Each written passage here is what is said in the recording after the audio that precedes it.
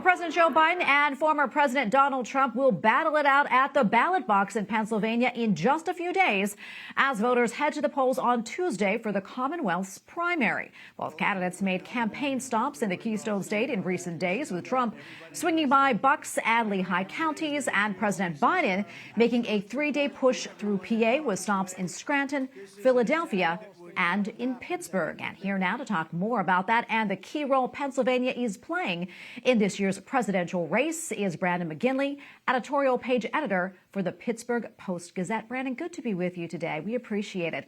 According to the Cook Political Report, Pennsylvania is one of 6 toss-up states in the 2024 election. And in 2020, Biden, as you know, won PA.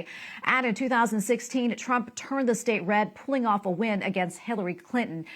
Brandon, so let's talk about what a win in Pennsylvania means for the candidates and how crucial is it? Yeah, I mean, I think Pennsylvania is absolutely a must-win state for Joe Biden in particular. It's really difficult to see a path to victory for him if he were to lose it as he did in 2016. Yeah, and what are some of the big issues for voters in Pennsylvania right now? What are you hearing and seeing? Well, I think one of the things that makes Pennsylvania distinctive is precisely that it's not very distinctive. It is very similar to the rest of the country, demographically, socioeconomically, and in its diversity. And so I think what you see here are some of the same things you see elsewhere.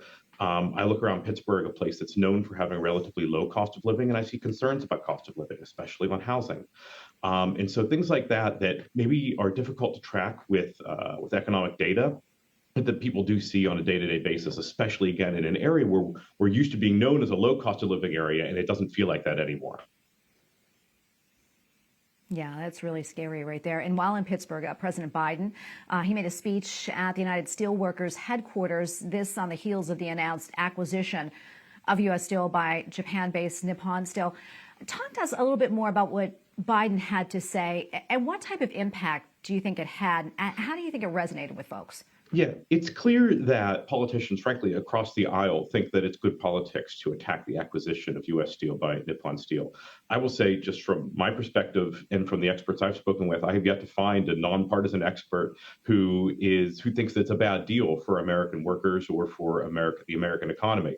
But it's clear that, and this is actually one way I think that Donald Trump has really shifted the entire what's considered normal in American politics, is this kind of economic populism or nationalism is in now, and both parties are trying to get in on it. And one of the ways they do that is by attacking this acquisition. Yeah, and President Biden, as you know, he often, touts his humble Pennsylvania roots from Scranton. I'm curious about this. How do you think that's going to play into this election? And also, Brandon, the upcoming primary on Tuesday. How much of a difference does that make for voters in PA? Yeah, it's hard to say. I mean, I think that in some ways, some of that is kind of played out, it's already baked in, I guess you might be fair to say. I am curious to see how, speaking of the primary, the only thing that would be terribly interesting in the primary is how far the uncommitted movement gets. Around here, you do see some momentum for voting uncommitted in the Democratic primary. I think the vast majority of them will return to Biden in the general, but it will be interesting to see if that generates any chatter in the coming days and weeks. Yeah, and Brandon, Pennsylvania, as we know, is a very big state. I'm from there originally. Pittsburgh, Philadelphia, very different in between. Any sense, though, of how folks may vote in this upcoming election? Well, let me put it this way. If we are in October and we think that Pennsylvania is on the knife's edge, I think it's bad news for Joe Biden. I think Biden needs to have a comfortable 2 or 3 point lead here going into election night, because if not, it's hard to see how some other states will come online for him. One local thing that may be of interest is that the local Democratic Party in Pittsburgh has recently been taken over by folks who are definitely more on the left, and there's definitely been some concerns about the state of Pittsburgh, especially downtown Pittsburgh, among suburban Pittsburghers. And so that could be a slight headwind for Joe Biden, seeing concerns about Democratic governance among more moderate suburbanites in the Pittsburgh area. All right, Brandon, thank you so much for weighing in. We really appreciate it. Yeah, thank you so much.